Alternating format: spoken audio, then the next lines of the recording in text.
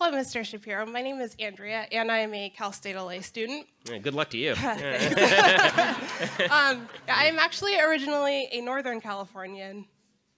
And so I'm from an area that's actually a bit more conservative than out here. And so making the transition to living in Los Angeles, a very liberal city that has a perception of conservatives as being rather racist and... You look like a racist to me. Do I? I know I'm the only one here. Oh my gosh. So I guess my question is, where does this perception come from in a lot of like urban communities or more diverse communities that people who hold conservative values are racist? I mean, I think that the perception comes from a consistent drumbeat since the 1960s that anybody who opposes bigger government is racist. Here's a government program, and we're designing it for inner city people of minority ethnicity specifically. I mean, this is sort of how LBJ used to talk, actually. And anybody who opposes that obviously opposes the aspirations of minority people. Or we're in favor of affirmative action that helps black people. Look at these crazy conservatives. They're not in favor of affirmative action. The only reason not to be in favor of affirmative action is because you're a racist. So it's very easy to call people against a group by suggesting that they oppose a policy that benefits a particular group. And that's, I think, what the left has done. They've said, here's a particular policy, it benefits this specific group, and now if you oppose that policy, it's because you hate that group. Well, what if I just oppose, in general, group-specific policies, right? Which is what conservatism is. Conservatism says, you don't get special treatment if you're white, you don't get special treatment if you're black, you don't get special treatment if you're anything because you're an individual human being and your race shouldn't matter. And the left says, that's racist.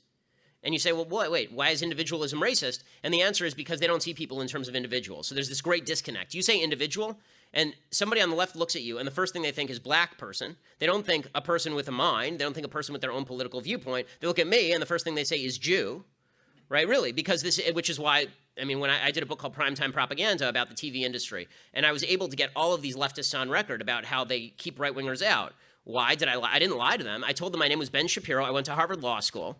And they immediately assume Jew in LA, got to be left, right? Because they judge me on the basis of group identity. The left breaks people down into group identities, and so it is anathema to them that you could be an individual with your own perspective on the universe, and you ought to be treated as an individual. And it's very easy to get people sucked into that because the truth is that all human beings are to a certain extent tribal.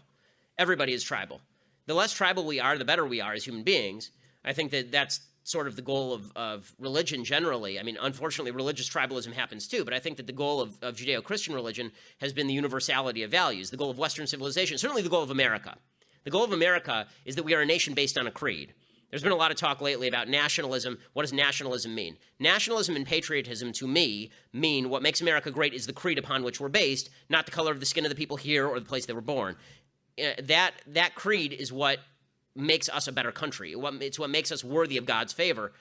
The left opposes that creed. The left doesn't believe that we're all individuals and that we all ought to be treated as individuals. And if you treat people as individuals, it's a blank spot for them. It's why if you say to people, you're a conservative, they will actually say things like, well, then you're not legitimately black. Right? They will. They do it to Clarence Thomas. They say, well, you're a bad black person. Really? Did the skin color come with the Democratic Party card? But that's the way they think, because group identity is what trumps all else. And if that's the case, then we're finished as a country. Because the only group identity that ought to matter is your membership in the group of people who are decent and good, who work hard for their families, and make the country a better place. Thanks so much.